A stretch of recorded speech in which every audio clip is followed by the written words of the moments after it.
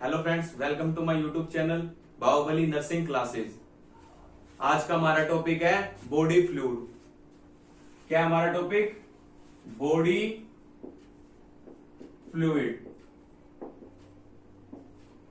जैसा कि नाम से क्लियर हो रहा है, हम किसकी बात करेंगे? वो तरल पदार्थ जो हमारे शरीर के अंदर उपस्थित होते हैं उनको क्या कहते हैं हम? Body fluid. बॉडी यानी कि शरीर, फ्लूइड का मतलब तरल पदार्थ। वो तरल पदार्थ जो हमारे शरीर के अंदर मौजूद होते हैं उनको क्या कहते हैं? Body fluid. अब ये बॉडी फ्लूइड बनता कैसे है? ये जो बॉडी फ्लूइड है ये बनता कैसे है? फ्लूइड में भी क्या है? पानी है। क्या है? पानी है। वाटर प्लस और क्या है? Dissolved substance. Dissolved substance. Water का मतलब पानी, डिजोल्व्ड का मतलब घुलनशील, सब्सटेंस का मतलब पदार्थ। यानी कि पानी और कुछ घुलनशील पदार्थ के साथ मिलके जो चीज तैयार होती है वो क्या कहलाती है? फ्लूइड। और कहां उपस्थित होती है? बॉडी के अंदर। तो क्या कहलाई? Body fluid. ठीक है। अब बॉडी फ्लूइड के अंदर सबसे ज्यादा मात्रा में क्या पाया जाता है? पानी पाया जाता है। यानी कि largest constituent of the body fluid is water। ठीक है भाई, बॉडी फ्लूइड के अंदर सबसे ज्यादा क्या पाया जाता है? पानी पाया जाता है। और क्या पाया जाता है? कुछ घुलनशील पदार्थ पाए जाते हैं। ठीक है। बॉडी फ्लूइड का काम क्या है? बॉडी फ्लूइड का काम क्या है? तो बॉडी फ्लूइड का काम क्या है? जितने भी न्यूट्रिएंट्स होते हैं, जैसे हमें खाने की जरूरत होती है जिंदा रहने के लिए, हमें खाने की आवश्यकता होती है, एनर्जी की जरूरत होती है, ऐसे हमारे सेल्स को भी क्या चाहिए? एनर्जी चाहिए, खाना चाहिए। तो उस खाने को सेल्स तक पहुंचाने का काम कौन करता है? बॉडी फ्लूइड करती है। तो बॉडी फ्लूइड ट्रांसपोर्ट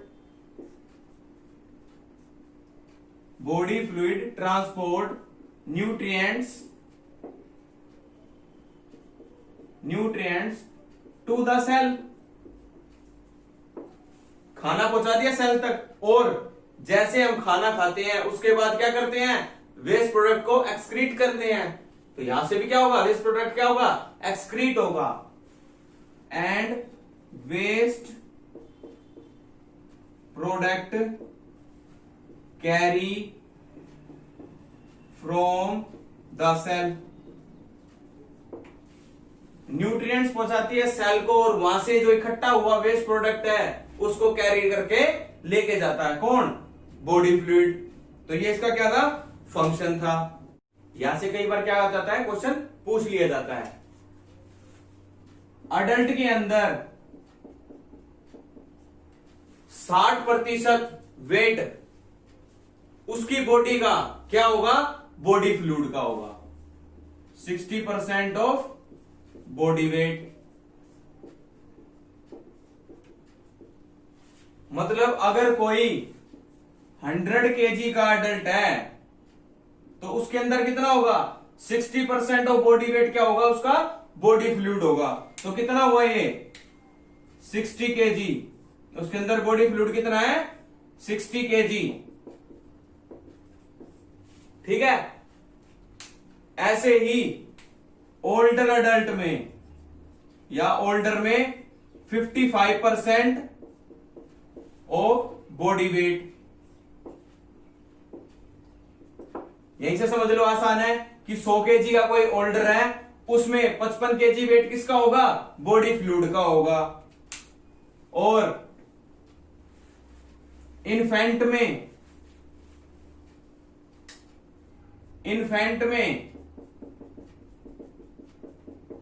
कितना होता है? ये 80% ऑफ बॉडी वेट।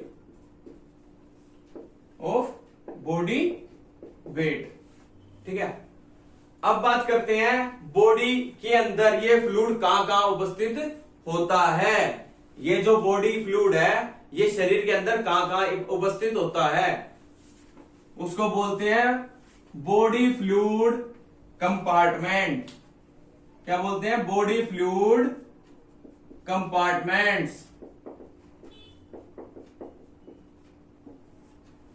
तो ये दो जगह उपस्थित होता है, या तो सेल के अंदर या फिर सेल के बाहर।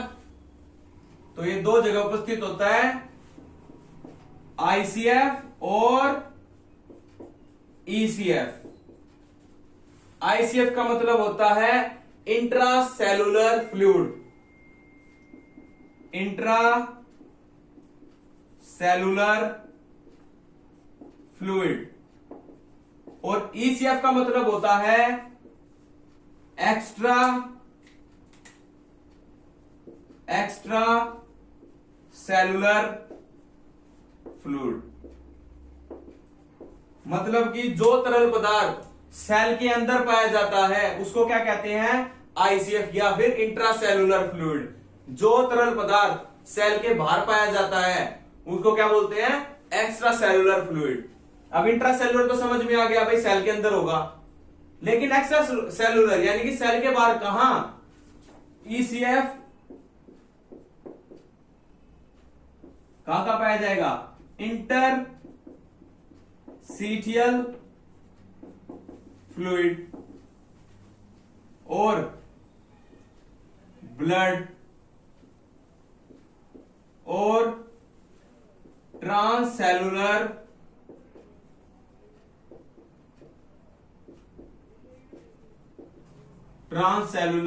फ्लूइड।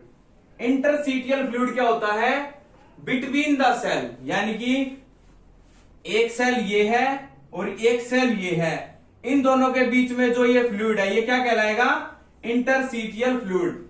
यानी कि दो सेल के बीच में जो तरल पदार्थ पाया जाता है उसको क्या कहते हैं, इंटरसीटियल फ्लूइड। ब्लड इंट्रावस्कुलर, ब्लड के अंदर जो फ्लूइड होगा वो क्या कहलाएगा, इंट्रावस्कुलर फ्लूइड। क्या कहलाएगा, इंट्रावस्कुलर फ्लूइड। अब ये ट्रांससेलुलर फ्लूइड क्या है, transcellular fluid, transcellular fluid body fluid का वो पोर्शन जो कहां प्रेजेंट होगा, with in the epithelial line space. मतलब कि एपिथेलियल टिश्यू होते हैं उनके अंदर जो फ्लूइड, यानी कि ये कोई एपिथेलियल लाइनिंग है, इसके अंदर जो फ्लूइड होगा वो क्या होगा, ट्रांससेलुलर फ्लूइड। क्या होगा, ट्रांससेलुलर फ्लूइड। जिस फ्लूइड के बाहर एपिथेलियल लाइनिंग होगी एपिथेलियल की, वो क्या होगा, ट्रांससेलुलर फ्लूइड। अब ये transcellular fluid for example lymphatic tissues, lymphatic tissue के अंदर जो फ्लूइड होगा वो क्या है, ट्रांससेलुलर फ्लूइड है। और साइनोवियल फ्लूइड जो साइनोवियल जॉइंट्स के अंदर पाया जाता है, और सीएसएफ सेरिबो स्पाइनल फ्लूइड।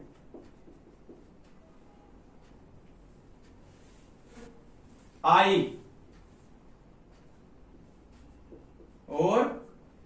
ये सब क्या है, ट्रांससेलुलर फ्लूइड, जो किसके कंपार्टमेंट के अंदर आते हैं, एक्स्ट्रा सेलुलर यानी कि आउटसाइड द सेल।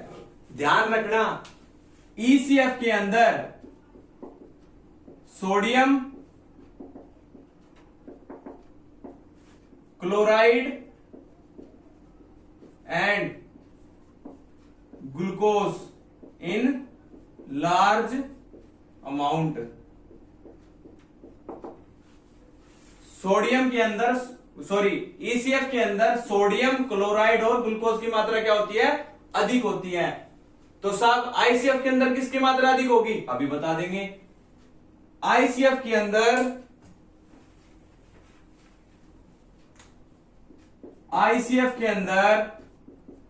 किसकी मात्रा ज्यादा होगी, पोटाशियम की। पोटाशियम, अमीनो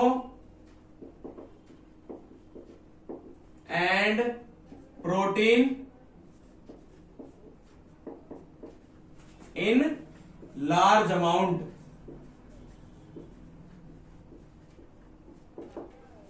यानी कि इंट्रासेल्युलर फ्लूइड के अंदर पोटाशियम, अमीनो एसिड और प्रोटीन की मात्रा क्या होगी? अधिक होगी। कई बार यहां से क्वेश्चन पूछ लिया जाता है, ठीक है। तो कई बार यहां से है ना, इसकी वैल्यू भी पूछ ली जाती है। तो ईसीएफ में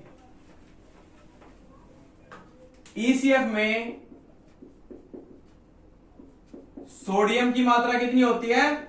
142 MEQ पर लीटर। ये इसकी क्या है? वैल्यू है। और आईसीएफ के अंदर पोटाशियम की कितनी मात्रा होती है? 140 MEQ पर लीटर। ये इसकी क्या है? वैल्यूज हैं, ठीक है। बॉडी के अंदर हमने दो फ्लूइड पढ़े, ईसीएफ और आईसीएफ। तो जो आईसीएफ होता है वो कितने परसेंट होता है? 70%। और जो ईसीएफ होता है, जो एक्स्ट्रा सेलुलर फ्लूइड होता है, वो कितना होता है? 30%, ठीक है। कितने परसेंट होता है? 30%। अब इस 30% में इंटरसीटियल फ्लूइड कितना होता है? इंटरसीटियल फ्लूइड कितना होता है? 22%। ब्लड के अंदर जो फ्लूइड होता है वो कितना होता है? 6%। और जो ट्रांससेलुलर फ्लूइड था, ट्रांससेलुलर फ्लूइड, वो कितना है? रिमेनिंग 2%, ठीक है। चलो अब बात करते हैं, ये जो बॉडी फ्लूइड है, ये बॉडी के अंदर आता कैसे है? तो बॉडी फ्लूइड इनटेक या इनपुट, तो मेनली 3 तरह से बॉडी के अंदर क्या होता है? फ्लूइड आता है। पहला, जो हम पानी पीते हैं, पहला क्या है? इंजेस्टेड वाटर, जो हम पानी पीते हैं। दूसरा, वाटर इन फूड्स, जैसे सब्जी के अंदर भी पानी होता है, कुछ वेजिटेबल्स, कुछ फ्रूट्स जिनके अंदर क्या होता है? वाटर प्रेजेंट होता है। थर्ड, तीसरा क्या है? Water produced by oxidation. किसका ऑक्सीडेशन? Of foods. तो मेनली 3 तरीके से हमारा बॉडी फ्लूइड बनता है, ठीक है। जब 100 कैलोरीज ऑक्सीडाइज्ड होती हैं या metabolism of 100 calories of fat, carbohydrate and protein, metabolism of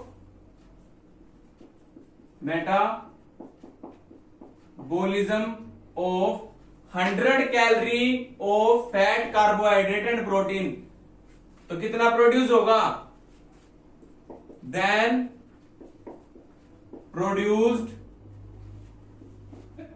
10 ml of water.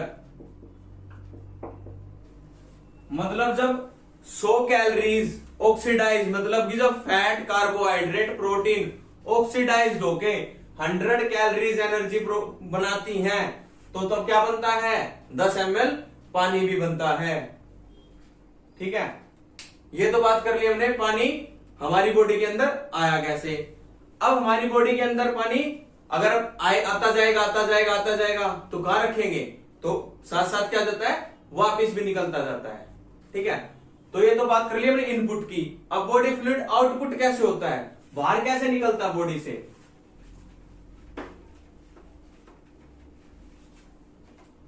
Body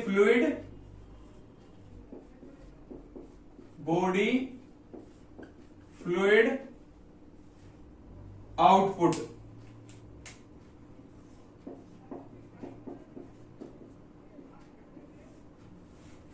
ठीक है।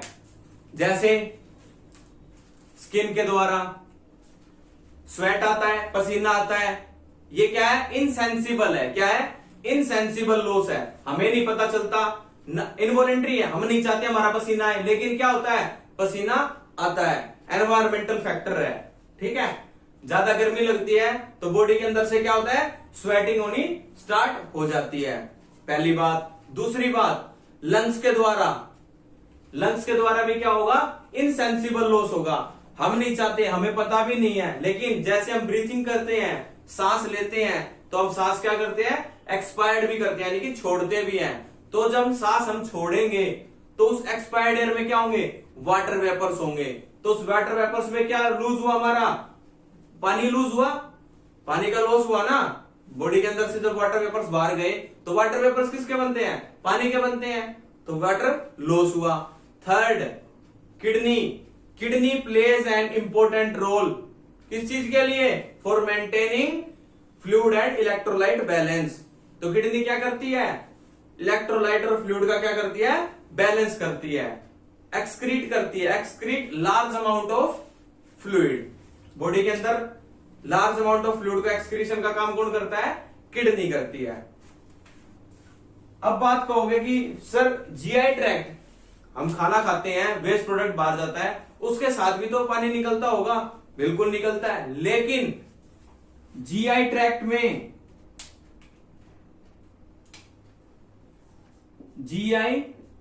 में रीएब्सॉर्ब वाटर,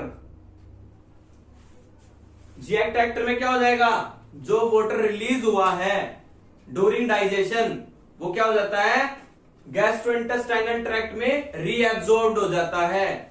इसलिए small amount of water excrete from GI tract, यानी कि कुछ ही मात्रा में पानी का एक्सक्रीशन होता है गैस्ट्रोइंटेस्टाइनल ट्रैक्ट में से, ठीक है। यहां से नोट क्या करना है, डायरिया एक ऐसी स्टेज है, अगर किसी बंदे को डायरिया है तो क्या होगा, ज्यादा मात्रा में क्या होगा, फ्लूइड एंड इलेक्ट्रोलाइट का लॉस होगा, बस।